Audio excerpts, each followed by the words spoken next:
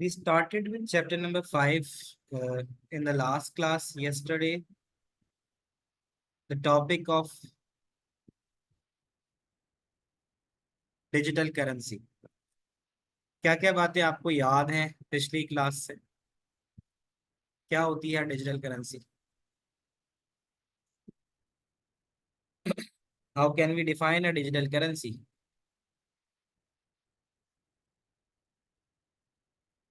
Bitcoin. Bitcoin. अच्छा, digital currency से पूरा से बिटकॉइन नहीं होता। Sir, a currency that is not in its physical form. A currency that is not in a physical form. Physical form में कोई currency नहीं है, जेब में नोट नहीं है, और मोबाइल एप्लीकेशन में पैसे हैं अकाउंट में, तो डिजिटल करेंसी हो गई वो। ठीक है ना? तो ये एग्जैक्टली उसका वो है। जी मिनत, क्या कहना चाहेंगी? जी, मैं बता रही थी डिजिटल करेंसी वो होती है जिसमें it exist purely in digital form, it's virtual and online, so you can touch it. Exactly तो जो आपकी डिजिटल करेंसी वो है जो फिजिकल फॉर्म में नहीं होती। जो ट्रेडिशनल हमारी फिजिकल फॉर्म होती है, वो तो हार्ड कैश होता है। तो लिखा हुआ भी आ रहा है कि currency that exist in electronic form only. ठीक है, जो आपकी इलेक्ट्रॉनिक फॉर्म के अंदर है वो आपके पास होती है डिजिटल करेंसी। ठीक है, उसकी कोई फिजिकल फॉर्म नहीं होती, और उसका डाटा जो है वो किसी सर्टेन डाटाबेस पे मौजूद होता है। तो डिजिटल करेंसी की एग्जाम्पल इस तरह से आपको देता है कि भाई डिजिटल करेंसी कुछ एग्जाम्पल दे रहा है। नॉर्मली जो हम अपनी बात करते हैं, जो हम यूज करते हैं, जो सेंट्रल बैंकिंग सिस्टम होता है। सेंट्रल बैंकिंग सिस्टम का मतलब कि हमारा सारा डाटा वो बैंक के पास होता है। ठीक है ना? तो बैंक बीच में होता है नॉर्मल सिनारियो में। जो हमारा ट्रेडिशनल बैंकिंग सिस्टम है, उस ट्रेडिशनल बैंकिंग सिस्टम में आप पर्सन ए हैं, यू आर अ पर्सन ए, और ये पर्सन बी है। ठीक है, तो अगर उसने पर्सन ए ने पर्सन बी को कुछ भेजना है, तो there is an involvement of centralise bank, जिसको पाकिस्तान में स्टेट बैंक भी कहते हैं। तो आपका जो सेंट्रल बैंक है वो इस बीच में लाए करेगा। उसके बाद सारा ट्रांजैक्शन रिकॉर्ड होगा।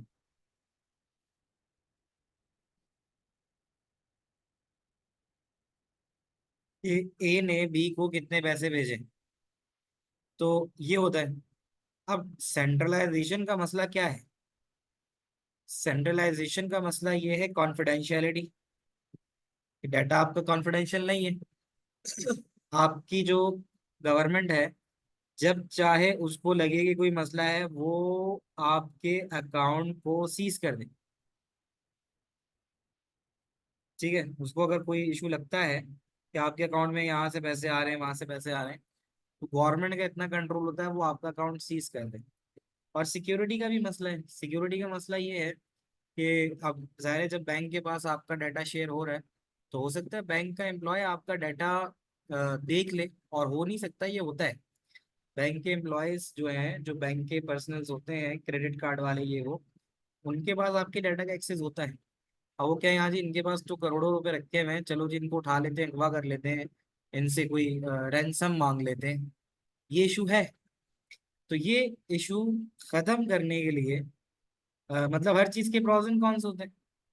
अब जैसे नॉर्मल सिनारियो में आपके बैंक में पैसे रखे हुए हैं, तो वो रखे हुए हैं, वो बढ़ नहीं रहे। आज 1 लाख थे, कल भी 1 लाख होंगे। लेकिन अगर आप क्रिप्टो की तरफ आते हो, थोड़ा फर्क आ गया। अब हम निकल गए डिजिटल करेंसी से क्रिप्टो में। ये जो क्रिप्ट का लफ्ज है, किस बात को रिप्रेजेंट करता है? हाँ, क्रिप्टोग्राफी। किसको करेगा? क्रिप्टोग्राफी। और करेंसी मींस मतलब क्रिप्टो में सीक्रेट नहीं। के लिए यूज होता है। इनक्रिप्शन या ने लिखा, तो मतलब क्रिप्ट का मतलब होता है कि आपका डाटा एक्चुअल इंफॉर्मेशन में नहीं है। It is hide from what it is. भाई आप नॉर्मली अपने डाटा को छुपाते हो। चैप्टर 2 में इंक्रिप्शन पढ़ा था। अगर बैंक से पैसे लेके निकल रहे हो तो हाथ में लहराते हुए नहीं निकलते आप उसको छुपा के निकलते हो भाई। ठीक है ना? टोपी में, मोजे में, किसी बैग में डाल के निकलते हो। तो क्रिप्टो का मतलब ये हुआ कि यार आपका डाटा सीक्रेट रहेगा। ये खैर उसने कुछ करेंसीज के सिंबल्स दे दिए। बिटकॉइन बड़ा मशहूर है उनमें से। क्रिप्टो करेंसी का फायदा ये कि क्रिप्टो करेंसी में होने वाली ट्रांजैक्शन सिवाय करने वाले और जिसको भेजा जा रहा है या जिसको रिसीव हो रहा है उसके अलावा और किसी को नहीं। तो उससे ये कि स्टेट बैंक का कंट्रोल खत्म हो गया। आपने देखा होगा कि पाकिस्तान, ये तो नहीं है ना कि पाकिस्तान कह के जी हमने क्रिप्टो को बैन कर दिया है, कैसे कर सकता है? उसके हाथ में उसका स्टेट कंट्रोल ही नहीं है, वो तो बाहर से हो रहा है जो भी मैनेज हो रहा है। तो अब क्रिप्टो करेंसी के अंदर जो काम होता है वो काम करने वाले होते हैं माइनर। अब इसमें तरीकेकार क्या होता है? इसमें तरीकेकार ये होता है कि इसमें ये वर्क करता है on the principle of blockchain. Blockchain, अब ये ब्लॉकचेन क्या है? ब्लॉकचेन एक ऐसी टेक्नोलॉजी है जो आपकी पूरी क्रिप्टो करेंसी के पीछे काम करती है और ये क्रिप्टो करेंसी को सेफ रखती है। कैसे? आपके पास ऐसे जब आप ब्लॉकचेनिंग की तरफ आते हो यानी आप क्रिप्टो करेंसी करना शुरू हो गए, नंबर एक, आपका स्टेट कंट्रोल खत्म हो गया। अब आप बिल्कुल इंडिपेंडेंट हो, आजाद हो। आपके पास कुछ अमाउंट था, आपने उससे क्रिप्टो खरीद लिया। अच्छा, बाद में बीच में ये बात भी आ रही थी कि भाई क्रिप्टो का फायदा क्या है? क्रिप्टो का फायदा ये कि आज आप जैसे इंडिया में बहुत सारे जो वेंडर, स्ट्रीट वेंडर्स भी हैं, वो क्रिप्टो में डील करते हैं कि भाई वो कुछ बेच रहे हैं तो उसके पैसे भी वो क्रिप्टो में लेते हैं। उसका फायदा ये कि उन्होंने वो क्रिप्टो में ले लिया अगर उसको, तो कल उसके अगर पैसे बढ़ गए। भाई क्रिप्टो का ये फायदा है ना कि आपके पास 1 लाख रुपए थे, आपने 1 लाख रुपए का कोई डिजिटल अकाउंट क्रिप्टो का खरीद लिया, किसी भी करेंसी ले लिया आपने। अब हो सकता है वो करेंसी कल थोड़ा सा इंक्रीज बाय 10% हो जाए, तो अब आपके पास 1 लाख तो नहीं रहेगा ना अकाउंट में, अब आपके पास 1,10,000 रुपये आ जाएंगे। तो लोग क्रिप्टो में इसलिए इन्वेस्ट करते हैं कि उसके अंदर जो आपका अमाउंट होता है वो स्टेटिक नहीं रहता, वो डायनामिक हो जाता है। ठीक है ना? तो इसमें ब्लॉकचेनिंग का मेथड इस्तेमाल होता है। ब्लॉकचेनिंग के अंदर जो पहला ब्लॉक होता है उसको हम कहते हैं जेनेसिस ब्लॉक।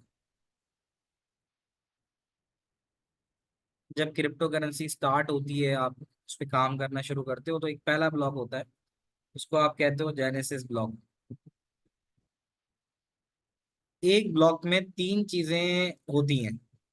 जब आपका एक ब्लॉक होता है, ये वो चीजें तो पेपर में पूछी जा सकती है कि भाई पहला ब्लॉक कौन सा होता है और एक ब्लॉक में क्या डाटा स्टोर होता है।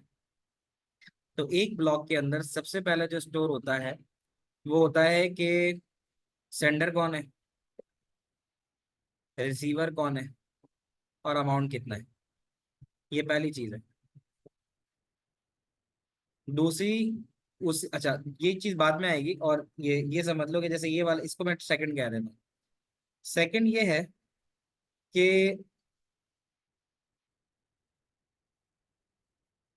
पॉइंट प्रीवियस हैश वैल्यू यहाँ पे बहुत इंपॉर्टेंट है, इसीलिए तो हम उसको ब्लॉक चेन कहते हैं।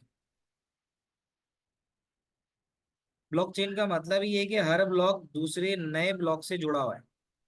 तो यहाँ कहता है previous hash value points back to previous block in a chain. अभी मैं सिर्फ एक डब्बे की बात कर रहा हूँ, जब आप ब्लॉक चेन देखोगे तो वो ऐसा नजर आएगा। तो ज़ाहिर है इस डब्बे की, इस वाले डब्बे की कोई ना कोई प्रीवियस वैल्यू होगी। आ, यानी इस वाले डब्बे के लिए कोई ना कोई previous value of the previous block होगी जो स्टोर होगी। तो उससे क्या होगा कि हर ब्लॉक नेक्स्ट वाले ब्लॉक पे, पीछे वाले ब्लॉक पे डिपेंड करेगा। तो इसमें अगर कोई गड़बड़ करने की कोशिश करता है तो इसका मतलब है कि एक जगह पे भी चेंज आया तो वो प्रीवियस हैश वैल्यू को चेंज करेगा, जिससे तमाम ब्लॉक के अंदर चेंजेस आ जाएगा और वहां पे आप क्रिप्टो को सिक्योर करते हो। क्योंकि फिर अगर वो एक बार कोई ब्लॉक में टेम्पर करने की कोशिश करता है तो फौरन से आपकी जो प्रोसेस है प्रूफ ऑफ वर्क का, वो शुरू हो जाता है और उसे हर सूरत 10 मिनट चाहिए होते। वो 10 मिनट का जो काम है वो करता है तुम्हारा माइनर। ये आ गया। यानी क्रिप्टो करेंसी के अंदर जो ट्रांजैक्शंस जिनकी वजह से पॉसिबल होती है वो कहलाते हैं माइनर। तो ये अपने अपने पीसीज लगाते ट्रांजैक्शंस के लिए और उसका रिवॉर्ड ये होता है कि ये कुछ अमाउंट आपसे लेते हैं ट्रांजैक्शन फीस की मद में। ठीक है? तो ये माइनर्स का काम होता है जो क्रिप्टो करेंसी के ब्लॉक्स वगैरह को बनाते हैं, मेंटेन करते हैं। तो क्रिप्टो करेंसी की जब हमने बात की तो उसमें एक चीज थी कि भाई ये डिसेंट्रलाइज्ड हो गया। ट्रेडिशनल करेंसी जो होती हैं हमारी अपने अपने कंट्रीज की, वो सब सेंट्रल बैंक देख रहा होता है। जितनी भी ट्रांजैक्शन, जितनी भी एक्सचेंज वगैरह रेट्स हैं, वो कौन डिटरमाइन करता है? जो हमारे एक्सचेंज रेट्स हैं। तो भाई पाकिस्तानी करेंसी जो है वो आई गेस 76 या 78 के दरमियान करती है फॉर सऊदी रियाल और यूएई दरम। तो ये गवर्नमेंट डिसाइड करती है, तो आप कुछ नहीं कर सकते। लेकिन ये जो बाकी चीजें हैं, जो क्रिप्टो करेंसीज हैं, ये इस तरह से काम करती है कि जितना ज्यादा वॉल्यूम बढ़ेगा, जितना ज्यादा इसको लोग लेना शुरू करेंगे, किसी भी एक कॉइन को, इथेरियम हो गया और उसके अलावा भी डिफरेंट कॉइन्स हैं, डॉज हो गया, ये कॉइन्स के नाम बता रहा हूँ, जैसे बिटकॉइन है, डॉज कॉइन है, इथेरियम है। तो बिटकॉइन एक टाइम पर आई गेस पाकिस्तानी करेंसी के हिसाब से शायद 45 या 50 लाख तक भी गया है एक बिटकॉइन, जिसकी शुरुआत बहुत कम से हुई थी 2012 या 14 में। आई गेस वहां से शुरुआत हुई थी। तो क्रिप्टो करेंसी के अंदर कोई स्टेट कंट्रोल नहीं है। सारे के सारे रूल जो है वो कम्युनिटी खुद सेट करती है। और फिर ये कैसे काम करती है, सवाल आता है कि भाई क्रिप्टो करेंसी कैसे काम करती है। एक माह का crypto currency works by being with in a blockchain network, which means it is much more secure। तो सवाल ये आ सकता है ब्लॉकचेन के, मैं भी ये वाली पीपीटी शेयर करता हूँ तुमसे क्लास के बाद, कि क्रिप्टो करेंसी काम कैसे करती है। देखो इसमें ना सवालात हैं, यही सवाल पेपर में आएंगे। ब्लॉकचेन में क्रिप्टो करेंसी कैसे काम करती है, बताओगे भाई ये एक सेंट्रलाइज डेटाबेस है। ये जितनी भी ट्रांजैक्शन होती है ये नेटवर्क कंप्यूटर्स के पास होती हैं। ब्लॉकचेन के अंदर बहुत सारे कंप्यूटर आपस में एक दूसरे से कनेक्ट हुए हुए होते हैं, ठीक है। किसी सेंट्रल सर्वर से नहीं कनेक्ट होंगे, आपस में एक दूसरे से होंगे। और फिर जितनी भी ट्रांजेक्शन होंगी वो सारी की सारी जितने भी कंप्यूटर उस नेटवर्क पे हैं उनमें चली जाएंगी, ठीक है। तो ब्लॉकचेन ऐसे काम करता है कि इसमें इस तरह के ब्लॉक्स एक दूसरे के, यानी एक ट्रांजेक्शन पे एक ब्लॉक, फिर नेक्स्ट ट्रांजेक्शन पे दूसरा ब्लॉक, इस तरह से ये ब्लॉक क्रिएट होते हैं। बच्चों अभी तक जो पढ़ा रहा हूँ आ रहा है समझ में? फीडबैक दो जरा, जी सर। माइक दे दो। सर सर ये जो ब्लॉक होते हैं, ये सारे मतलब लोगों के डेटा इकट्ठे ज्वाइन हुए हुए हैं नहीं नहीं, जो ऐसा भी। ऐसे समझ लो कि ये तुम्हारा अपना है, ये आपका अपना है। ओके, तो हर बंदे का के अपनी ब्लॉक चेन है अरे इन अ देखो, सेंस। पीछे मैंने पहली दफा एक बिट करेंसी खरीदी तो ये मेरा ब्लॉक बन गया। अब उसमें से जी। मैंने ये वाला इसको ट्रांसफर किया, दूसरा ब्लॉक बन गया। हर ट्रांजेक्शन पे एक नया डब्बा बन रहा है। सर हाँ ओके। जी बेटा। सर बिटकॉइन इथेरियम ब्लॉकचेन ये सब मैनेज कौन कर रहा है? दोबारा से बोलो, बिटकॉइन या? बिटकॉइन ब्लॉकचेन, ये बिटकॉइन इथेरियम ये सब कुछ ब्लॉकचेन मैनेज करे, तो ब्लॉकचेन को मैनेज कौन कर रहा ब्लॉकचेन को है? मैनेज माइनर कर रहे हैं ना। सो कोई गवर्नमेंट नहीं है? गवर्नमेंट क्या कह रहे हो? कोई गवर्नमेंट इन्वॉल्वमेंट नहीं है? नहीं, इसकी गवर्नमेंट नहीं है ये। आई गेस कहाँ से, स्विट्जरलैंड से किसी ओरिजिन से इसका स्टार्ट हुआ था। बेसिकली तो इसके पीछे देखो तो ये तो ब्लैक मनी को व्हाइट मनी करने वाली बात है, कि इसमें तो किसी को हिसाब देना नहीं है। असल तो इसके पीछे का गेम ये है कि ज़ाहिर है आप कोई भी आदमी अगर मुल्क में रह रहा है किसी, तो उसको अपनी कंट्री को जवाबदेह होना है। तो ये तो किसी न किसी ने बैठ के ये सोच लिया होगा ठीक है जी हमें अपने ब्लैक मनी को वाइट करना है। तो ये तो एक वर्चुअल मनी है यार, इसके पीछे तो कोई इसका ऑफिस नहीं है, कुछ नहीं है। ये तो किसी भी दिन बंद हो गया तो बंद हो गया, गए पैसे आपके। अभी तो लग रहा है आपको बहुत पैसे आ रहे हैं, ठीक है, कोई लगा रहा है उसको मिल रहे हैं, बट इसको तो, इसमें तो किसी को पकड़ नहीं सकते ना आप जाके कि भाई ये बिटकॉइन के पैसे जो है ना वो मार्क जकरबर्ग रख रहा है अपने पास, ऐसा नहीं है। वो बस एक कम्युनिटी बन गई है, वो कम्युनिटी पे चल रहा है सारा काम। तो खैर ये एक आदमी ने बनाया और ये एक आदमी का पूरा ब्लॉकचेन बन रहा है। इस ब्लॉकचेन को बनाएगा माइनर, जिसके वो पैसे लेगा। एक ब्लॉक बनाने में 3 चीजों की इन्वॉल्वमेंट होती है, वही बता रहा था मैं। तो उससे ये होता है कि ज़ाहिर ब्लॉकचेन, इसको नाम ही इसलिए दिया गया है कि अगर उसमें सिक्योरिटी इसकी इसलिए अच्छी है कि अगर इसको कोई भी चेंज करने की कोशिश करेगा तो उसकी जैसी ही हैश की वैल्यू चेंज होगी। अच्छा ज़ाहिर है जब भी आप, ये सेंडर है, रेसिपिएंट है और अमाउंट ऑफ कॉइन है, तो ये जो भी होगा ये हैश में कन्वर्ट होगा। हैश का मतलब इनक्रिप्ट होगा।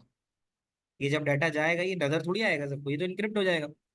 तो ये इनक्रिप्ट हो जाएगा। तो उसके बाद एक हैश वैल्यू जनरेट करेगा। आई गेस यहाँ पे थी तस्वीर, या हाँ ये आ गई, कि जैसे ये एक डब्बा बना आपका, उस डब्बे को A4BF उसकी हैश वैल्यू मिल गई। क्योंकि ये पहला डब्बा था तो इसलिए इसकी ये किसी को पॉइंट नहीं कर रहा था, तो इसलिए सारे 0 0 आ गए। अब जब ये डब्बा एक नई ट्रांजेक्शन होगी, तो नई ट्रांजेक्शन ये हो गई, नई ट्रांजेक्शन का अपना नया हैश जनरेट होगा, और ये वाला ब्लॉक प्रीवियसली A4BF को, जो कि पिछले वाले का था, उसको लिंक करेगा। और ऐसे करते करते आपके ब्लॉक चेन बनते चले जाएंगे। जब ये बनते चले जाएंगे, आप देख भी सकते हो कि ये बनने शुरू हो गए, कि भाई पहला वाला A4BF था, ये वाला, इस वाले का 6 से B1 आया। तो हर ब्लॉक पिछले ब्लॉक को, प्रीवियस ब्लॉक को रिलेट कर रहा है। तो इस तरह होता रहा। अब कहता है कि let's say new transaction is created, ये न्यू ट्रांजेक्शन है HFF12, और उसकी प्रीवियस वैल्यू जो थी 34EE थी, तो ये इसको लिंक करने लगा। ये आपकी एक नई ट्रांजेक्शन आ गई, नया डब्बा, इट्स अ न्यू ब्लॉक। कोई नई ट्रांजेक्शन हुई, कुछ आपने नया खरीदा या आपने कुछ बेचा। ऐसा भी होता है कि आपने एक जो है कोई कॉइन खरीदा और 2 आपने बेच दिए। तो अब उसमें कहता है कि there are 3 reasons why transactions can not be modified easily. सवाल यही है ना कि हम तो इस पे आए ही इसलिए कि ये सिक्योरिटी प्रोवाइड करता है, इंटीग्रिटी प्रोवाइड करता है। पहला रीजन ये कहता है कि प्रीवियस हैश एट्रीब्यूट, यानी इसको मॉडिफाई करना आसान इसलिए नहीं है कि अगर आपने एक जगह भी गड़बड़ की, लेट्स सपोज आपने इस वाले पार्ट में गड़बड़ कर दी, आपने से मुराद किसी हैकर ने गड़बड़ की, तो अब वो ये कह रहा है कि let's change the transaction in the block, oops what the consequence of this. अब जाहिर है जब ये वाला ब्लॉक चेंज होगा तो इसकी जो ये वाली हैश वैल्यू ये चेंज हो जाएगी। ऐसा ही है ना, जब आप इसको चेंज करोगे, जब इसकी इसके कंटेंट को चेंज करने की कोशिश करोगे, तो ये 4ERD बन जाएगा। अब 4ERD ये बन रहा है, ये बना, चेंज हो गया, लेकिन प्रीवियस हैश तो 6AB1 था। गड़बड़ आ गई ना, प्रीवियस को तो वो फिर नहीं कर पाएगा, चेन ब्रेक हो गई। जैसे ही ये वाला काम होता है, वैसे ही आपका पूरा प्रोसेस जो है वो रुक जाता है। यानी हैकर को अगर हैकिंग करनी है और आपके पास से कोई ब्लॉक निकालना है, या आपकी ट्रांजेक्शन को अपने नाम कराना है, आपके बिटकॉइन को अपने नाम कराना है, एक मसला ये है कि ये सारा डाटा सारे कंप्यूटर्स में जाता है, इंटरकनेक्टेड है, तो उसको तो फिर सारे यानी जितने भी बाकी सिस्टम्स हैं जिसमें आपका डाटा गया, उनमें भी चेंजेस करने होंगे, तो वो तो करना पॉसिबल नहीं है। तो एक बात तो ये बता दी जनाब कि अगर आपका कोई भी ब्लॉक चेंज हुआ, उसका इम्पैक्ट प्रीवियस पे आता है। नंबर 2, तो कहता है कि lost connection block 3 and block 4 will become invalid. क्योंकि जब आपका ये वाला 6AB1 को रिप्रेजेंट करवा रहा है, लेकिन आपकी हैश की वैल्यू 4ERD हो गई, तो फिर तो इसका मतलब है सब गलत गलत ही आएगा ना। अब जैसे ये वाले डब्बे के ऊपर आपकी प्रीवियस हैश वैल्यू 6AB1 आ रही है, वो तो है ही नहीं, फिर आपकी चेन ब्रेक हो गई। सेकेंड रीजन उसने बताया, प्रूफ ऑफ वर्क माइनर करता है, तो ये स्लो कर देता है इस प्रोसेस को। कैसे? Hacker will find it hard to recreate block 3 and 4 due to proof of work, which makes sure it take 10 minute, कम से कम 10 मिनट लगते हैं एक ब्लॉक को ऐड करने में। अगर आपने डायरेक्ट ब्रेक किया है तो फिर ऐड भी तो करना होगा, तो यहाँ पे भी आप फंस जाएगा जो भी हैकर हो। तीसरा उसने रीजन दिया है कि जो एक्सट्रैक्ट ब्लॉक है, ये तमाम पीसीज में उस नेटवर्क के स्टोर्ड होता है। तो आपने अगर एक पीसी में ये गलती की है कि हैक करने की कोशिश की है, तो आपको तो फिर बाकी में भी करना होगा। तो when new transaction is added, the block will add to each node। ये एक पीसी है, एक नेटवर्क है, एक यूजर है उसी ब्लॉकचेन का, ये दूसरा यूजर है, ये तीसरा यूजर है, ये चौथा यूजर है। तो अगर उसने गड़बड़ की तो फिर उसको फिर सब जगह चेंज करना होगा। तो ये इन रीजंस की वजह से ब्लॉकचेन को ब्रेक करना मुश्किल होता है। तो बच्चों ये वाली बात समझ में आती है अब तक की जो मैंने बातें बताई? जी सर। जी ये ब्लॉकचेन की पूरी कहानी है। अच्छा, ये तो मैंने तुम्हें मतलब समझा दिया, होपफुली तुम्हें आराम से समझ में आ गया होगा। अब एक थोड़ी सी और चीज देखते हैं, टू द बुक, कि भाई बुक क्या फरमा रही है। तो बुक में भी सिर्फ थ्योरेटिकल चीजें जो पढ़ाया है, एग्जैक्टली वही चीज वो वहाँ बुक में भी बयान कर रहा है। तो मैं आपको दिखा दूंगा तो ये फायदा हो जाएगा कि आपके लिए थ्योरेटिकली उस कंटेंट को याद रखना आसान है। बच्चों जरा वॉइस पे मुझे बता दो कितने लोगों को मेरी बात ठीक से समझ में आ गई है। मुझे सर एक आवाज आई है मेरे पास अब तक? जी सर। जी सर जी सर। ठीक है, तो देखो यहाँ बुक में भी देखोगे तो यही सब चीजें हैं जो मैंने तुम्हें बताई हैं। थोड़ा जल्दी से इसको गो थ्रू करता हूँ। भाई ये डिजिटल फॉर्म में ब्लॉकचेन एग्जिस्ट करती है, नंबर एक। और उसके अलावा हाँ एक बात और, इसकी कोई फिजिकल फॉर्म नहीं होती, वो तो उसी पॉइंट में। दूसरी बात ये है कि डिजिटल करेंसी में सेंट्रल बैंकिंग होती है, और उसके साथ जो मसला होता है वो उसकी कॉन्फिडेंशियलिटी और सिक्योरिटी होती है। क्रिप्टो करेंसी जो होती है वो फिर इस चीज को खत्म करती है, सेंट्रलाइज बैंकिंग सिस्टम को खत्म करती है। ये पॉइंट याद रखना कि क्रिप्टो करेंसी का सिस्टम ब्लॉकचेन के जरिए काम करता है। ब्लॉकचेन एक डिसेंट्रलाइज डेटाबेस होती है। उसमें बाकी जितनी ट्रांजैक्शंस होती हैं वो सारी की सारी और नेटवर्क जो कंप्यूटर उस डेटाबेस के होते हैं सब में स्टोर होती है। ये बिना कॉन्सेंट ऑफ ऑल यानी बाकी सबकी इजाजत के बिना ये चेंज नहीं होता। ये चीज के एप्लीकेशन एरिया कौन सा है, ये 2-3 मार्क का सवाल आ सकता है कि ब्लॉकचेन कहाँ इस्तेमाल होता है। स्मार्ट कॉन्ट्रैक्ट में, किसी को आप कोई कॉन्ट्रैक्ट दे रहे हो, रिसर्च के अंदर, पॉलिटिक्स में और एजुकेशन। कुछ लोगों ने अब डिजिटल करेंसी एक्सेप्ट करना शुरू कर दी। तो research, smart contract, research work, politics और मेडिसिन, ये इसके एप्लीकेशन एरियाज। ये हमने बच्चों बात कर ली कि एक ब्लॉक के 3 चीजें होती हैं। पहले में डाटा, सेंडर रिसीवर और अमाउंट कितना जा रहा है, प्रीवियस हैश वैल्यू। ये सवाल पूछ सकता है कि ब्लॉकचेन के पहले कि किसी भी डब्बे में क्या 3 कंपोनेंट होते हैं। तो आपको ये नहीं लिखना कि प्रीवियस हैश वैल्यू, आपको पूरा लिखना है कि this point back to previous block. तो डाटा अगर लिख रहे हो तो डाटा नहीं लिखोगे, पूरा लिखोगे, name of sender, recipient and all that. Hash लिख रहे हो तो हैश में इतना भी लिख लो तो काफी है कि unique value generated by algorithm, काफी है। ये वाली बात हो गई। ये मैंने आपको बताया था कि जो पहला ब्लॉक होता है उसको जेनेसिस ब्लॉक कहते हैं। ये हो गया। बाकी जो मैंने आपको सारी बातें बताई हैं वो कहानी इसी में लिखी हुई है। प्रूफ ऑफ वर्क बताया था। प्रूफ ऑफ वर्क कौन करता है जनाब? Proof of work which make sure it take 10 minute to determine the necessary proof of work for each block. This is polish by miners which are special network users, then get a commission for each new block created. तो जो भी नया block create होगा उस पर हो जाए। सवाल है कि भाई टाइम स्टैम्प क्या है? कहते हैं टाइम स्टैम्प का मतलब ये होता है कि बताता है कि किस टाइम पे किस डेट पे क्या ट्रांजैक्शन हुई है। A new hash value is created each time a new block is created। जब भी न्यू ब्लॉक क्रिएट होगा तो एक नई हैश वैल्यू आएगी। ये वैल्यू हमेशा यूनिक होगी और उसमें टाइम स्टैम्प होगा। टाइम स्टैम्प क्या है?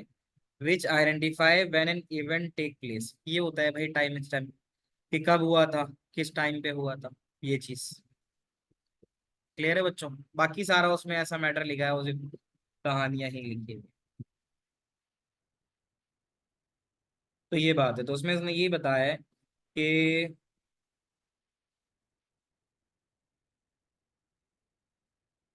यानी अगर कोई भी चेंज करने की कोशिश करता है तो it takes 1 block to break link for any transaction to be terminated. जैसे ही कोई चेंज करने की कोशिश करता है तो ट्रांजेक्शन टर्मिनेट होती है।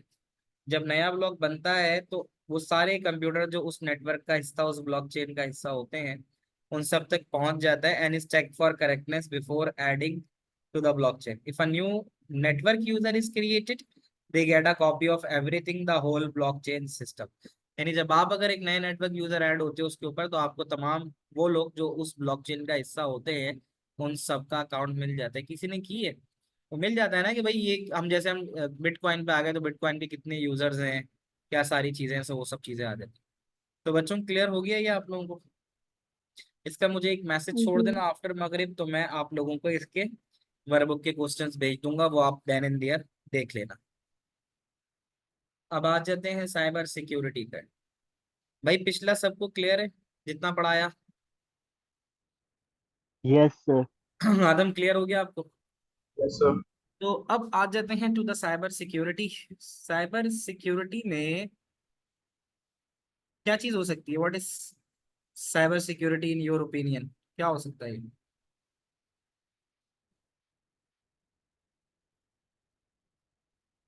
Internet security. क्या होगा? Internet security. ज़ाहिर है आपका कंप्यूटर जब इंटरनेट पे मौजूद है तो उसको थ्रेट तो होंगे ना। मेरे अभी अभी मैं तुम लोगों की क्लास ले रहा था, मेरे पास एक मैसेज आया कि आपका व्हाट्सएप जो है ना वो कोड रिक्वेस्ट हुआ है, तो आपने तो नहीं किया। मैं ही सोच रहा हूँ मैंने तो नहीं किया भाई। तो यानी अभी अभी की बात बता रहा हूँ मैं कि I am taking your class, और मेरे पास एक मैसेज आया कि आपका व्हाट्सएप कोड रिक्वेस्ट हुआ है, तो क्या आपने किया है? मैं तो क्लास ले रहा था तो मैंने नहीं किया। तो इस तरह सिक्योरिटी थ्रेट्स हमारे पास आते रहते हैं। कहा बात पूछो कोई सवाल। I want to tell them about cybersecurity. आवाज सही Sir, नहीं है, क्या कह रहे हो? sir, can you hear me? अब आ रही है आवाज, बोलो। Sir, I was saying that I was going to define the meaning of cybersecurity. So cyber means anything that relates with computer, internet, or electronic devices. Security means the safety of those things. So this determines that cybersecurity is the study of how we can protect the computer devices and the internet from illegal malicious acts, etc. And which technologies are used. ठीक है, well done, बहुत अच्छा आपने बताया कि cyber security क्या है, कि how we can protect our computer, our devices, our accounts, ये सारी चीजें साइबर सिक्योरिटी का हिस्सा होती हैं। इंटरेस्टिंग इंटरेस्टिंग चीजें हैं इसके अंदर। आई गेस मुझे याद पड़ता है कि ऐसा भी है कि जो पहले बनाने वाले, मतलब कुछ जगहों पे ऐसा है कि जो पहला वायरस बनाने वाले थे वो पाकिस्तानी ही थे, और वो कोई ऐसा वायरस बनाया था कि उन्होंने ईमेल के ऊपर कोई फूल भेजा था। ठीक है, तो वो फूल जैसे आपके पास एक आ जाए कि भाई इन साहब ने या इन साहिबा ने आपको फूल भेजा है, अब आप क्यूरियोसिटी में कि यार फूल मिला है, और आप उस फूल को जैसे ही रिसीव करने जाएंगे तो वो सिस्टम को जो है वो रीस्टार्ट कर दिया था। तो वो पहला जो वायरस बनाने वाले थे वो कुछ पाकिस्तानी थे, जिन्होंने ईमेल के जरिए जो है वो लोगों को डिसीव किया था कि भाई इन्होंने आपको फूल भेजा है तो फूल ले लें। तो इसलिए एक सबक ये भी है कि जिंदगी में कभी भी ऐसी बिना जाने किसी से फूल मत लेना। ठीक है, आई लव यू बकता, एग्जैक्टली। तो वो ये चीज थी।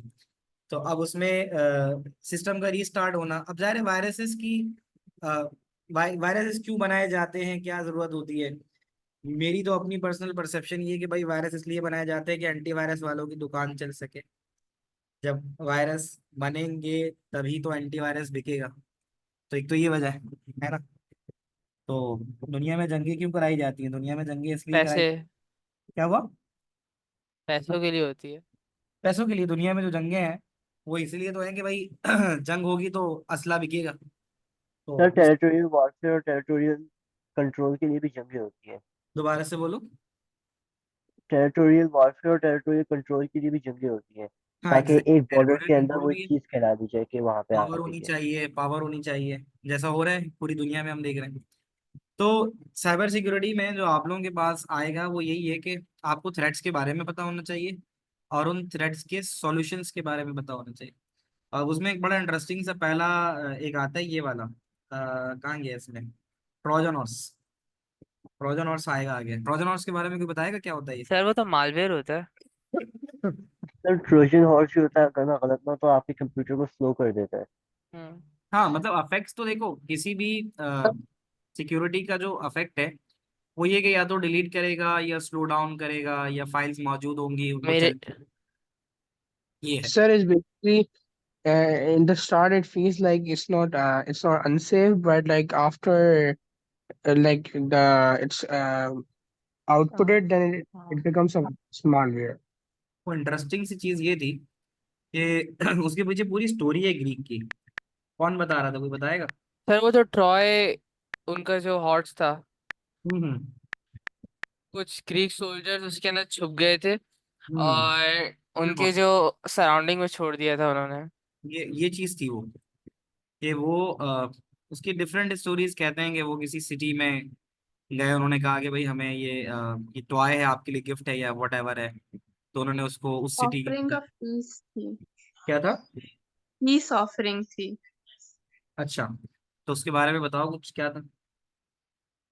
वो उन्होंने इसलिए भेजा था कि वो as like to make amendments with the other party, मुझे याद नहीं उसका नाम था, तो उन्होंने ये भेजा था कि हम इधर छोड़ देते हैं एज अ पीस ऑफरिंग, मतलब हम आपके साथ दोस्ती करना चाहते हैं। But in fact inside the horse there were men and soldiers who attacked because they couldn't enter the fort unless they were allowed to enter the fort। तो जब वो हॉर्स अंदर आ गया और उसके अंदर सारे लोग थे, जैसे तो कुछ कुछ उन्होंने डिफरेंट रात स्टोरीज को भाई, मैंने अटैक बोला कर तो दिया हमने था। गिफ्ट भेजा है आपके लिए as a gesture of peace, तो वो उन्होंने उसको अपने सिटी में ले जाके खड़ा कर दिया। और उस सिटी के अंदर फिर जब ये लकड़ी का जो घोड़ा आपको नजर आ रहा है, तो ये था, इसके अंदर सोल्जर्स छुपे हुए थे। और फिर रात को सोल्जर्स ने निकल कर फिर उस सिटी के ऊपर जो है वो हमला कर दिया। तो इससे एक बात ये आती है कि it is disguised as the legitimate one, यानी उन्होंने तो आपको तोहफा बना के भेजा था, लेकिन वो तोहफा निकला नहीं। तो ये था ट्रोजन हॉर्स उसके अंदर। तो let's see what we have in the cyber security is the brute force attack की अगर हम बात करें, तो ब्रूट फोर्स के बारे में कुछ जल्दी से बताना चाहेगा? सर ब्रूट सर मैं फोर्स बताऊँ? ये मेहदी बताओ, सर आप मेहदी। बता सर ब्रूट फोर्स के अंदर ये किया होता है कि हैकर जो है ना, वो पासवर्ड्स के थ्रू पासवर्ड चेक करते रहते हैं कि कौन से इसके अंदर डल सकते हैं, उसके थ्रू फिर वो लॉग इन हो जाता है। ये मोस्टली आपके अकाउंट्स के होते हैं, जैसे कि आपका log in Google account, Facebook account के अंदर जो होता है। कि हम एक ट्राई मार सकते हैं ना कि किसी भी आदमी का जो पासवर्ड हो सकता है, वो उसका नाम 123 हो सकता है, उसकी गाड़ी का नंबर हो सकता है, उसकी डेट ऑफ बर्थ हो सकता है। तो ब्रूट फोर्स अटैक हम इसलिए कहते हैं अटैक को, कि जो कॉमन पासवर्ड्स होते हैं ना, आप इंटरनेट के ऊपर लिख दो लिस्ट ऑफ 100 कॉमन पासवर्ड्स, तो वो इंटरनेट आपको निकाल के दे देगा, ठीक है ना। तो उसमें ट्रायल एंड एरर मेथड इस्तेमाल होता है। क्रिमिनल जो किसी भी पासवर्ड को क्रैक करने के लिए वो तुक्के मारते हैं, पॉसिबल कॉम्बिनेशंस लगाते हैं, ठीक है, लेटर नंबर पासवर्ड। तो one way to reduce the number of attempt need to crack a password is to try with the more commonly password first. अमूमन लोगों के होते ही इस तरह से, पाकिस्तान 123 डाल देते हैं लोग, ठीक है, अपना नाम लिख देते हैं, अपने बच्चों का नाम डाल देते हैं।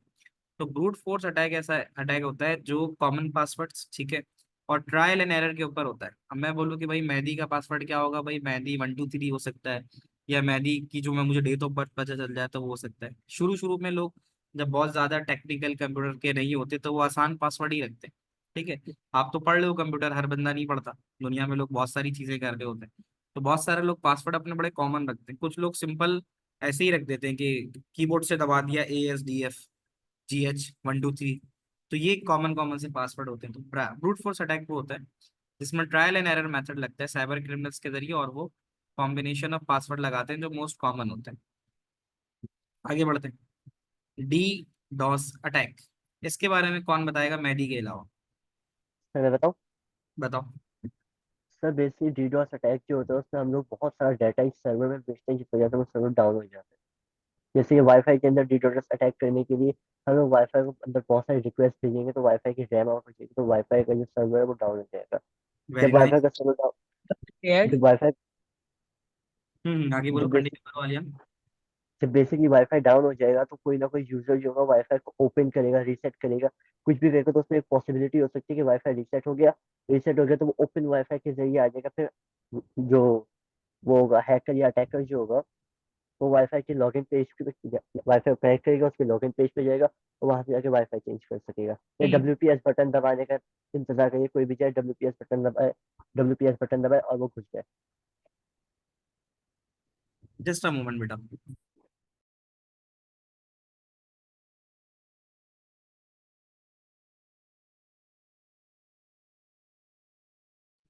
तो बहुत अच्छा आपने एक्सप्लेन किया, बहुत अच्छी, मुझे खुशी होती है कि आप लोग बहुत अच्छे आंसर्स दे रहे होते हो, बड़े टेक्निकल आंसर्स दे रहे होते हो। तो I am very glad that you all have a very good understanding. तो एग्जैक्टली देखो, डॉस अटैक ऐसा ही है कि आपकी सर्विसेज जो आप यूज कर रहे हो, वो सर्विसेज आप यूज ना कर सको इस वजह से कि आपके नेटवर्क को फ्लड कर दिया जाए। एग्जाम्पल है कि मैं अब अच्छा, ये सारे काम उस वक्त होते हैं कि जब लोग आप पर पर्टिकुलर अटैक करना चाहते हैं, आपके राइवल से। आपका राइवल है, वो चाहता है कि आपके पास एक इम्पॉर्टेंट ईमेल जो आज पहुंचनी है वो ना पहुंचे। वो आपके ईमेल को फ्लड कर देगा यूजलेस ट्रैफिक के साथ।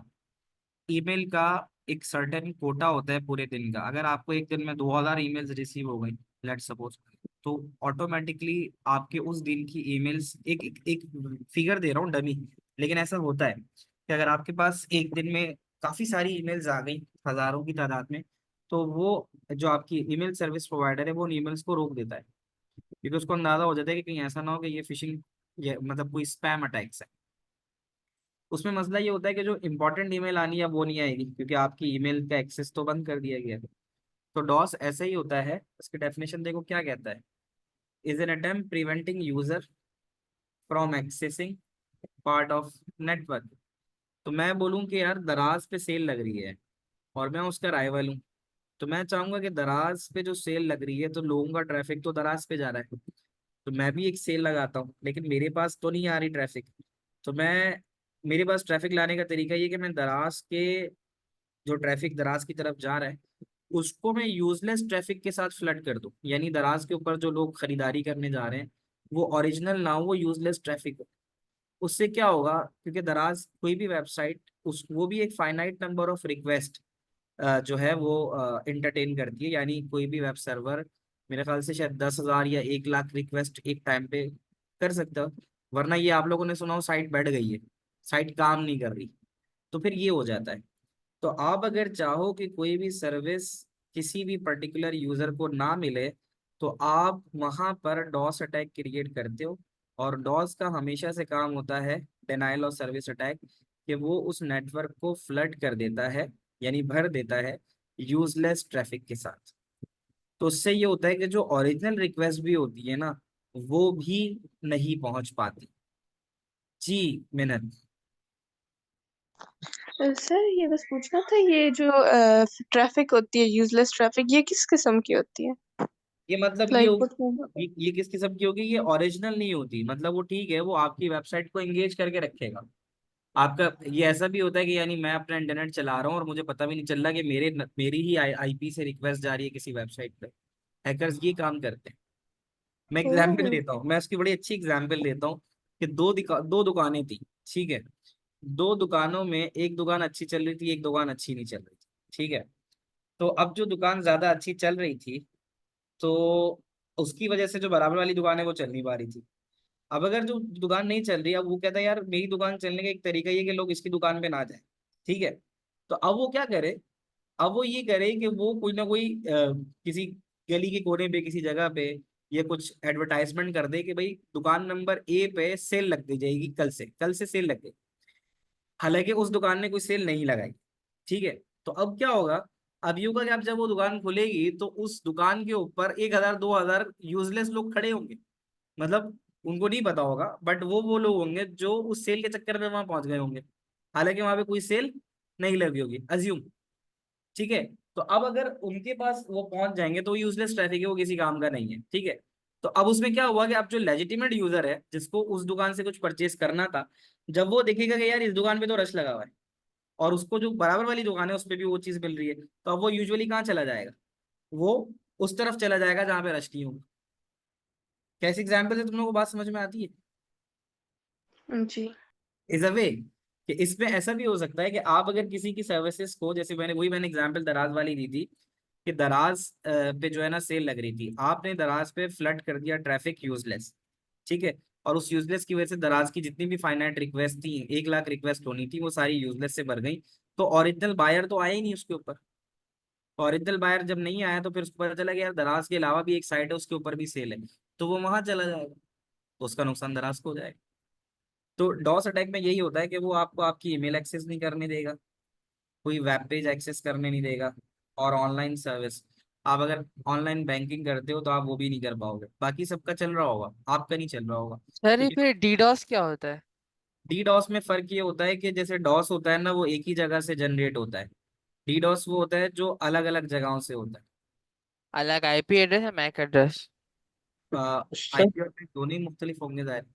तो बेसिकली वो होता है ना जिसके अंदर क्या कहता है, hacker has a control over some computer which are turn into a bot and then that transform into a botnet where they send a request from botnet to those servers टू create a lot of traffic and ruin their like websites or routers as the example before was given. Exactly ऐसा ही होता है कि जो आपके बाकी computers होते हैं वो एज अ बॉट काम करने लगते हैं। उनके यूजर्स को खुद नहीं पता होता कि क्या हो रहा है, और वो बैकग्राउंड के अंदर वो जो है वो ये सारे काम कर लेते हैं। ठीक है, तो ये हो गया। तब उसने एग्जाम्पल दिया ना, too many people are accessing the websites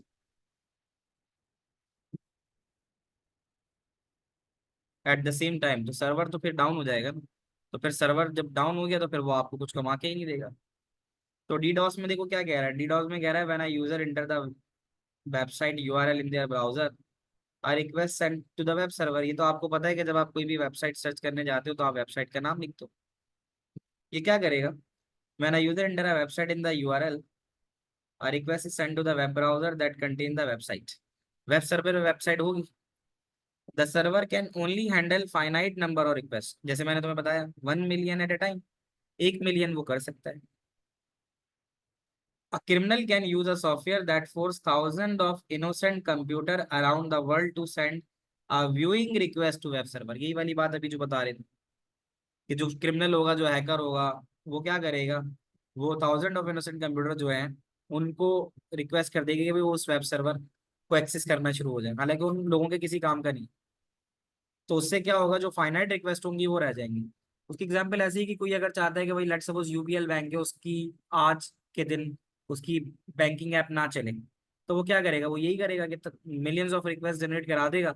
इसकी वजह से जो एक्चुअल कस्टमर होगा जिसको उस वक्त वो सर्विस यूज करनी होगी वो यूज नहीं कर पाएगा।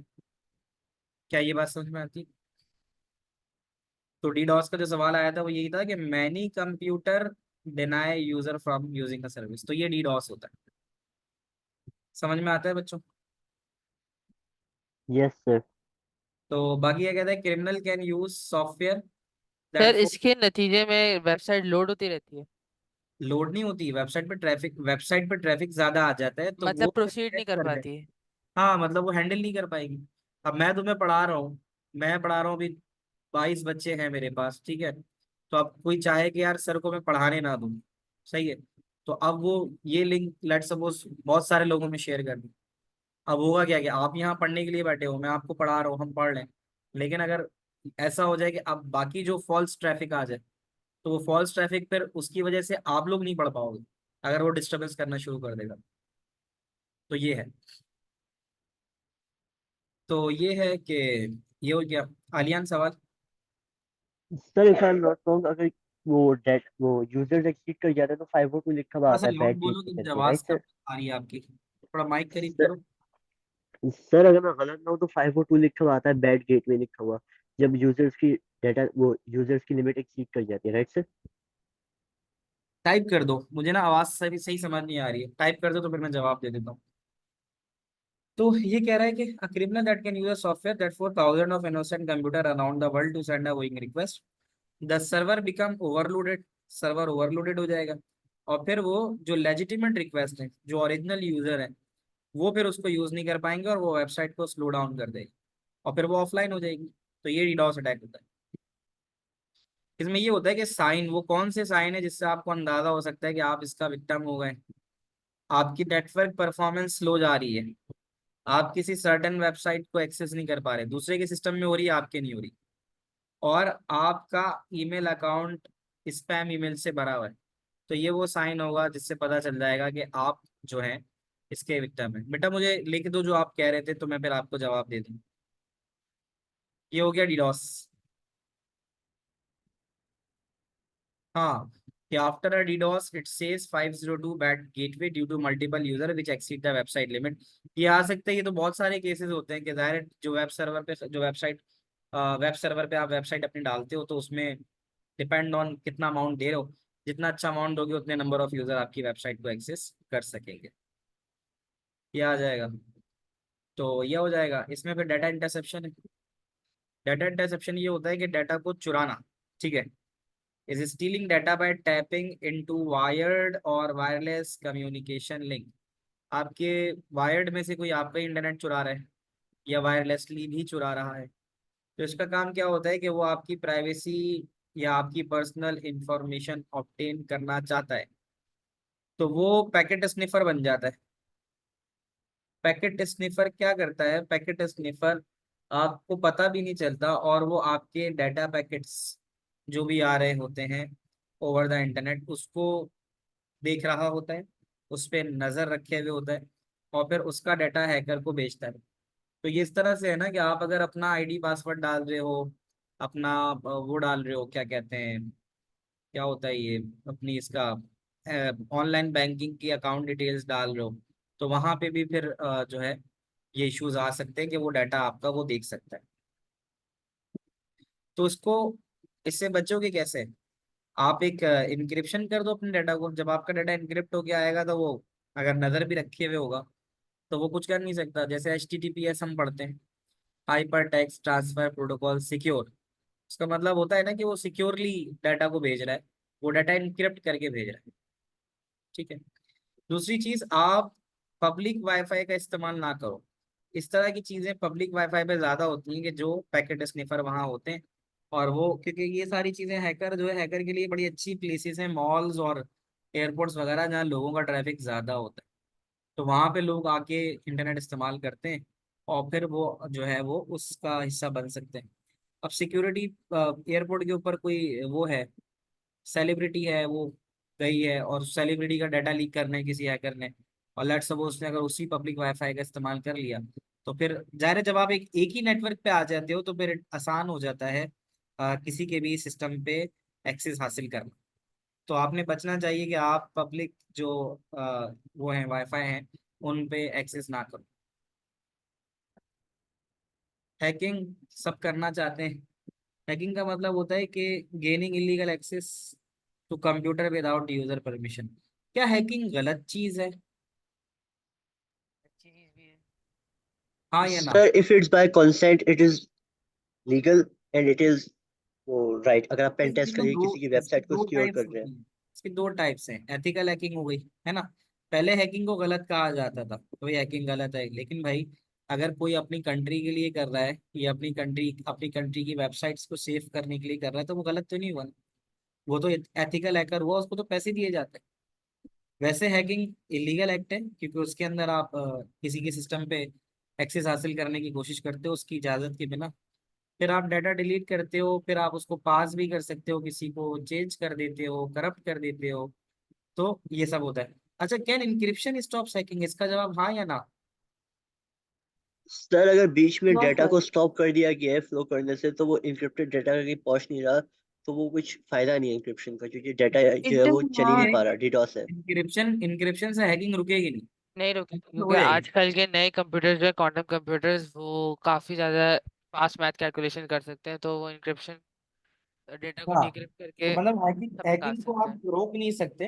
जो है क्या कहते हैं, कह रहे हैं ना कि कैन इंक्रिप्शन स्टॉप हैकिंग, जैसे अगर आपने डाटा इंक्रिप्ट कर दिया तो क्या हैक नहीं हो सकता? भाई इंक्रिप्ट करोगे तो वो हैक तो कर लेगा, ये अलग बात है कि उसको उसको डिक्रिप्ट करने में थोड़ी मेहनत या टाइम लगाना होगा बस, वरना होगा तो सही ना। तो ये अफेक्ट है। आपसे सवाल ये पूछा जाता है कि भाई अफेक्ट क्या होता है हैकिंग का? डिलीट करेगा, आपका डाटा पास करेगा, चेंज करेगा, करप्ट करेगा, ये सब चीजें वो करेगा। तो हैकिंग के बारे में ये तो आपने देख ही लिया कि वो इलीगल एक्ट है। ठीक है। Gaining access to the computer ये आ गया। तो ये सब बातें तो दोबारा हो गई। इसका सॉल्यूशन ये होता है कि आप, इसमें लिखा हुआ भी है कि encryption does not stop hacking, सिर्फ वो डाटा को मीनिंगलेस बनाता है। और उसके बाद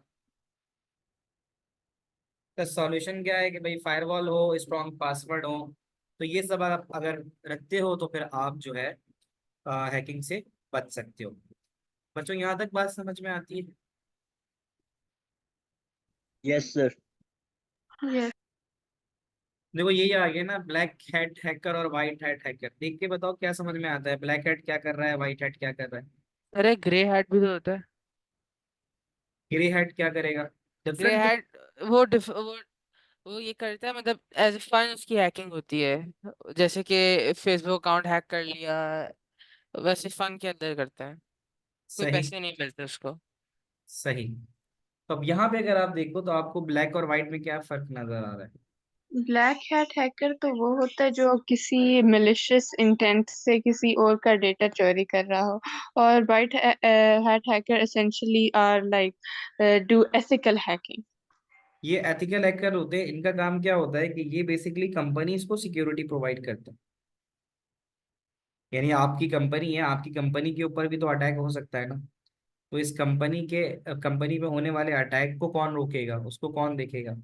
तो ये जो काम होता है ये आपका कर रहा होता है वाइट हैट हैकर। तो उसके लिए तो कंपनी जो है उसको फिर पेमेंट भी दे रही होती है। मेलवेयर पे आ जाते हैं। अब ये मेलवेयर की टाइप्स हैं, ठीक है। मेलवेयर निकला है basically, malware is basically a malicious code that intend to harm your computer. तो इसका क्या काम होता है, इसका काम ये होता है कि ये आपके कंप्यूटर पे, इसका इंटेंशन ही ये होता है कि ये आपको नुकसान पहुंचाए। तो अब आप यहाँ देख सकते हो कि कितने सारे डिफरेंट टाइप्स ऑफ मेलवेयर्स हैं, जिसमें आपको नज़र आ रहा है कि भाई वायरस है, ट्रोजन हॉर्स है जो अभी हमने बात की, वॉर्म है। वॉर्म के बारे में बताएगा कोई, वॉर्म क्या होता है?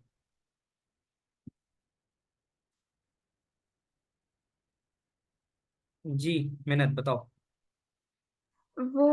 It's in a sense they are like viruses, but they're more deadly because they're like a kind of like standalone virus, and they replicate at a very fast rate, and they spread. Not only they don't only stay in a computer, they can spread across a network if given the chance to. And once they come to a computer, they will stay there, and they will affect all the other computers on the network or associated computers. So they replicate themselves. सही। तो इसमें देखो ऐसा होता है कि जैसे virus है ना, वायरस को हमेशा एक एक्टिव होस्ट चाहिए होता है। एक्टिव होस्ट समझते हो? तो उसे कंट्रोल करता हो। जैसे एक्टिव होस्ट हो गया ना, तो एक्टिव होस्ट का मतलब ये होता है कि कोई फाइल होनी चाहिए, ठीक है ना। तो आप एक्टिव होस्ट जब आप लगाओगे, तो active host, worm is a file itself. Worm होता है राइट वंस रीड मैनी, ठीक है। तो ये राइट वंस रीड मैनी का मतलब ये होता है कि इसको किसी एक्टिव होस्ट की जरूरत नहीं होती। अगर ये नेटवर्क पे कहीं आ गया तो ये खुद ब खुद, जैसे वायरस के लिए तो जरूरी है कि आप फाइल अपने पास डाउनलोड करो, क्लिक करो। आपको फाइल के साथ पहले खुद छेड़छाड़ करनी होगी, यूएसबी लगाओ, whatever you want to do. But worm जो होता है ना, वॉर्म में ऐसा नहीं होता। तो वायरस को यहाँ पे एक्टिव होस्ट की जरूरत होती है कि कोई फाइल हो, कोई प्रोग्राम हो, उसके साथ ये चिपक के लग के जाता है। वॉर्म के अंदर नहीं होता। Worm is write once read many, write once read many. और ये नेटवर्क पे स्प्रेड होता है बिना किसी एक्टिव होस्ट के। तो मेलवेयर का तो काम यही है, उसने बताया कि that have been writing and coded with intent of causing damage. System को कॉज डैमेज करेगा, फाइल्स बिना, फाइल्स को यानी डिलीट भी कर देगा, फाइल मिस कर देगा, गायब कर देगा, सर हाइड कर देगा, हाँ जी, क्रैश कर देगा सिस्टम को। सर वॉर्म की वाली एग्जांपल होगी कि आपने एक यूएसबी अपने कंप्यूटर के अंदर लगाई, वो ऑटोमेटिकली स्क्रिप्ट जो है रन करना शुरू हो गया, जिससे पूरे कंप्यूटर हाँ, को यानी शट डाउन कर आपने दिया गया। कोई फाइल आपने खोली ही नहीं है, ठीक है, और वो आपका रेप्लिकेट होना शुरू हो गया। आप जैसे, ये ज्यादातर मसले आते हैं जैसे यूनिवर्सिटीज हो गई और ऐसी जगह हैं जहाँ पे ज्यादा कंप्यूटर के यूजर्स होते हैं, हंड्रेड हंड्रेड कंप्यूटर्स नेटवर्क पे लगे हुए हैं। तो फिर वहां पे ये काम बड़ा आसानी से हो जाता है कि वहां पर अगर कोई बंदा ऐसी यूएसबी लेके आ गया जो इन्फेक्टेड थी, तो बस वो एक बार से किसी एक पीसी के ऊपर भी वॉर्म रेप्लिकेट हुआ, वो सारे पीसी में चला गया। अब आप अपना असाइनमेंट लेके गए यूनिवर्सिटी में, आपने लगाया उसको, तो कह रहा ना, I love you bug corrupted almost every email user just by infecting one message. हाँ, तो ऐसा हो जाता है, ठीक है। तो दैट कैन बी डन। तो ये चीज हो जाती है। तो वायरस में देखो, वायरस क्या है, इसमें ना हर चीज के बारे में आपको दो दो तीन तीन पॉइंट्स पता होने चाहिए, उनके इफेक्ट पता होने चाहिए। वो मैं आपको अभी दिखा भी दूंगा खुद से। और उसके अलावा वो होना चाहिए, क्या कहते हैं, इससे बचा कैसे जाए, ये चीज भी इम्पोर्टेंट है। अब जैसे वायरस से बचने के लिए क्या आप उसको गार्ड अगेंस्ट करोगे, वायरस से बचने के लिए क्या हो सकता है? Updated virus checkers. Updated antiviruses रखो आप, ठीक है। अपने और इसके अलावा क्या कर सकते हो, आप हमेशा कॉशियस रहो कि यूएसबी लगान जब भी लगाओ तो फाइल को हमेशा स्कैन करो, ठीक है। नेवर डाउनलोड, हाँ, फायरवॉल ऑन करो, very good Umar. Firewall on रखनी पड़ती है आपको। और never download the data from untrusted sites. है ना। तो वायरस के बारे में देखो बता रहे हैं कि सेल्फ रेप्लिकेट होता है, इंटेंट होता है उसका डिलीट करना, करप्ट करना, ये सब करना। ठीक है। तो virus need an active host program, जैसे मैंने अभी आपको बताया। वायरस ईमेल अटैचमेंट के जरिए जाता है, इन्फेक्टेड वेबसाइट्स के जरिए आ जाता है, या फिर सॉफ्टवेयर के जरिए आपके पास आ जाता है। ट्रोजन के बारे में भी हमने बात की थी कि ट्रोजन आपको दिखने में तो ऐसा लगेगा कि आपके पीसी के अंदर एक लेजिटिमेट सा सॉफ्टवेयर जो है वो इंस्टॉल्ड हुआ है, बट वो डिसीव कर रहा होता है। तो हिडन अवे इन द, अच्छा इसमें क्या होता है कि आप नॉर्मल जब आप कोई सॉफ्टवेयर जो है वो डाउनलोड करते हो तो आप जल्दी जल्दी में ऐसा हो जाता है कि ना आप नीचे देखते नहीं हो, और उसमें क्या हो जाता है, उसमें ऐसा हो जाता है कि एक टिक बॉक्स होता है जो सॉफ्टवेयर के साथ ऑटोमेटिकली हुआ हुआ होता है, और आप नेक्स्ट नेक्स्ट नेक्स्ट करके निकल जाते हो।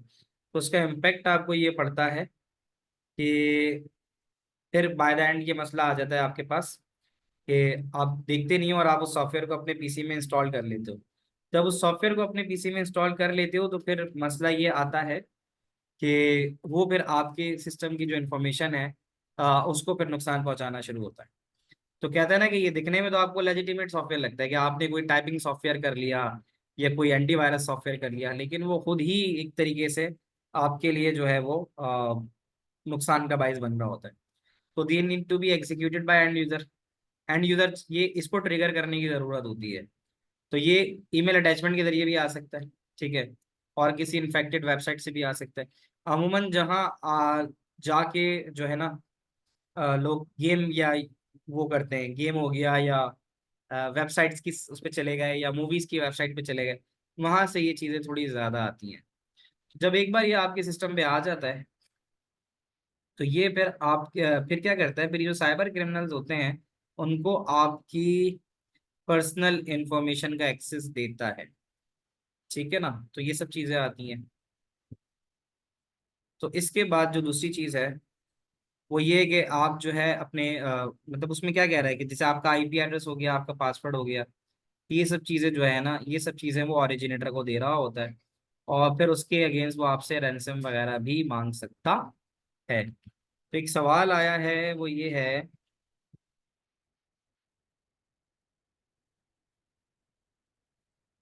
कि how to be safe from worm and trojan horse, क्या जवाब होगा?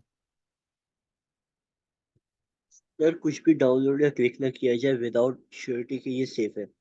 हाँ मतलब ट्रस्टेड साइट से डाउनलोड करो आप। और सर आपको उसके बाद एड ब्लॉकर, ट्रैकर्स और जितने भी ये अननेसेसरी चीजें हैं, रीडायरेक्ट्स, उनको बंद कर दिया जाए। क्या होता है? Read redirects, ad blockers, trackers, इन सबको बंद करने के लिए नेसेसरी और ट्रस्टेड एक्सटेंशंस डाउनलोड कर दीजिए अपने क्रोम ब्राउजर में या कोई सा भी हो। और एक छोटी सी चीज होती है कि ट्रोजन हॉर्स अगर मैक के लिए बनाया गया है, विंडोज के लिए बनाया गया है, तो वो उसी में वर्क करेगा, किसी और में नहीं करेगा। जैसे बेसिकली स्पीकिंग, अगर एक एंड्रॉयड के लिए वायरस बनाया गया है एपीके, जैसे कि लेट्स से एक गेम डाउनलोड किया आपने एपीके किसी फाइल बनती वेबसाइट है, से, बिल्कुल सही है। एपीके फाइल, अगर आप उसको लैपटॉप के अंदर आके एक वर्चुअल एनवायरनमेंट में रन कर रहे हैं या लैपटॉप के अंदर आके उसको चलाने की कोशिश करेंगे, वो नहीं चलेगा। तो बेसिकली एक using another operating system is going to turn off the trojan horse completely. सही, बिल्कुल ऐसा ही है। ठीक है, तो ये भी एक आ गई। इसके अलावा कोई और सवाल भाई, या मैं कोई मिस कर गया हूँ, कोई बात आपने पूछनी हो, कोई क्वेश्चन है यहाँ तक? उमर आपका कोई क्वेश्चन? कोई क्वेश्चन नहीं है बच्चों? क्लियर है आज तक सारी चीजें? Yes sir.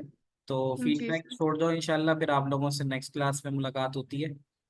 तो फिर इसको कंटिन्यू करते हैं। तो होपफुली इसको देखो, है अभी इसके अंदर कुछ चीजें तो ये कि 1 या 2 क्लासेस में लगेंगी, अगर 1 डेढ़ घंटे की क्लास कर लेंगे तो ये चैप्टर इंशाल्लाह हो जाएगा हमारा। ठीक है, तो सी यू इंशाल्लाह इन द नेक्स्ट क्लास। अल्लाह हाफिज। इसको यहीं तक रखते हैं, फिर आगे फिर नेक्स्ट क्लास से कंटिन्यू करेंगे। Allah Hafiz sir, Allah have a nice हाफ़िज़। Thank you.